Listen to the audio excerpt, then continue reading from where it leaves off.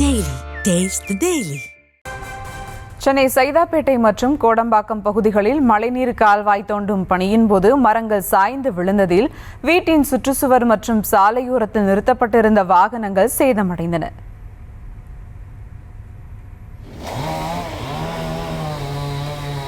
கூடுதல் விவரங்களோடு இணைகிறார் செய்தியாளர் சுப்புராமன். வணக்கம் சுப்புராமன், விவரங்கள். வணக்கம். சென்னையில் 2 வெவ்வேறு இடங்களில் பழமையான மரம் சாய்ந்ததன் காரணமாக விபத்து ஏற்பட்டிருக்கிறது.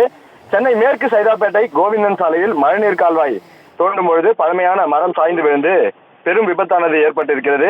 இந்த மரம் விழுந்ததன் காரணமாக அந்த பகுதியில் போக்குவரத்து பாதிக்கப்பட்டிருக்கிறது. அதே போல கனரக வாகனம் மற்றும் இருசக்கர வாகனங்களும் சேதமடைந்திருக்கிறது. தற்பொழுது தீயணைப்புத்துறை வீரர்கள் மரத்தை அகற்றும் பணியில் தற்போது ஈடுபட்டு வருகிறார்கள். இதன் காரணமாக சைதாப்பேட்டை கோவிந்தன் சாலையில் போக்குவரத்தானது பாதிக்கப்பட்டிருக்கிறது.